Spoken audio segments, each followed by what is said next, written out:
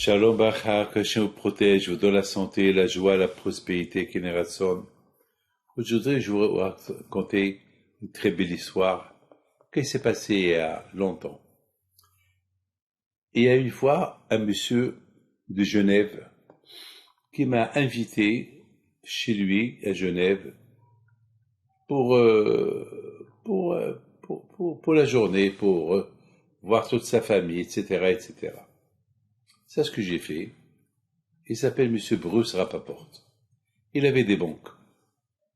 Et il m'a demandé si je veux voyager avec lui en avion, c'est un avion privé, quelque part dans le monde, je ne peux pas dire où, pour venir à sa maison. Donc j'ai dit d'accord. Alors moi, dans ma tête, c'est la première fois que je prends un avion privé avec quelqu'un. L'avion, il y avait partout ses initiales, dans les papiers, partout, et ça vient BR, Bruce Rappaport. Le pauvre, aujourd'hui, il est décédé, mais écoutez cette histoire, qu'elle est belle.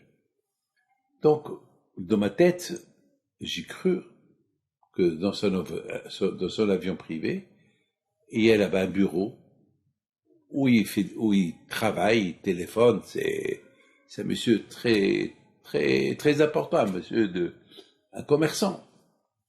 Mais je monte dans l'avion, c'était un avion privé et des sièges première classe.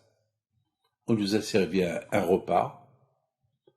Et voilà, pendant les 4 heures du voyage, il était en train d'étudier la Torah.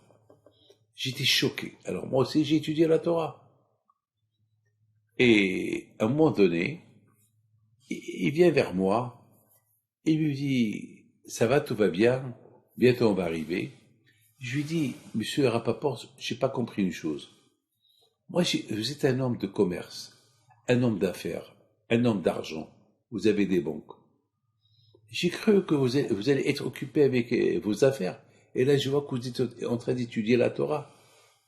Je comprends pas.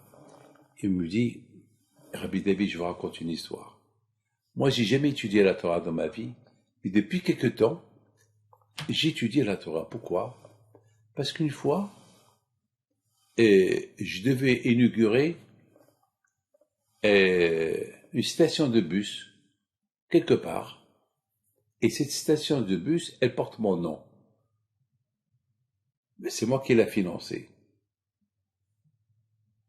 Alors, je vous dis où? À Haïfa. Donc, vous avez compris. Je ne peux pas cacher. Et dimanche matin, lorsque, avec le maire de la ville, on est parti pour inaugurer la station de bus, j'y vais un juif qui attend le bus avec un livre de Tehillim, un livre de Torah.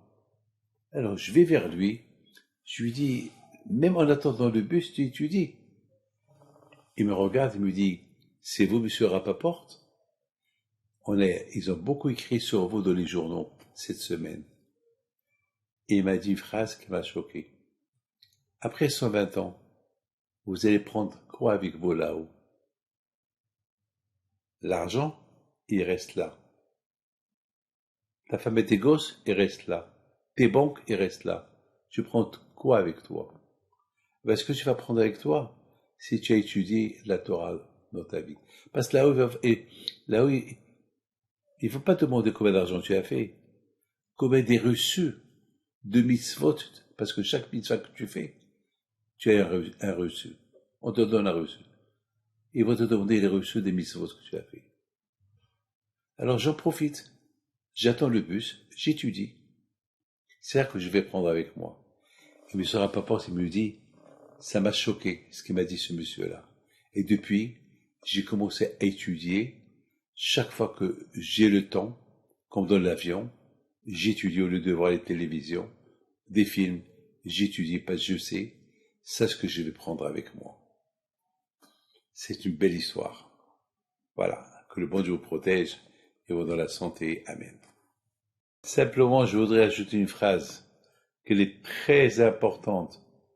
Il y a beaucoup de gens qui savent qu'après 120 ans, on ne prend rien du tout avec nous. Mais tout le temps, il dit, j'ai le temps, j'ai le temps, j'ai le temps, j'ai le temps. Mais vous savez, le temps, il passe si vite qu'on se rend même pas compte du temps. Cette histoire que m'a raconté M. Bruce Rappaport, elle m'a suivi. Mais dans cette histoire, il me l'a racontée il y a peut-être 30 ans, 35 ans. Mais elle est là dans ma tête. Lorsque j'étais à Genève pour pèleriner M. Edmond Safra, le grand banquier, ce que j'ai vu sur sa tombe, c'est ici repose M. Edmond Safra qui a fait des écoles, qui a fait des yeshivot, qui a aidé les pauvres, qui a aidé ça. Et finalement j'ai dit, ça ce qu'il a pris avec lui, c'est pas écrit dans sa tombe, sur sa tombe. Ici repose M. Edmond Safra qu'il avait une banque à Genève. Il avait une banque ici ou ici ou ici ou ici. Non. Parce que tout ça, il les a laissés là. Tout ça, il s'est resté là. Entre les mains de je sais pas qui. Mais ce qu'il a pris avec lui, c'est le mitzvot qu'il a fait dans sa vie. Ça, ce qu'il a pris avec lui. Que je fasse qu'on fait que des mitzvot. Amen. Amen, amen, amen.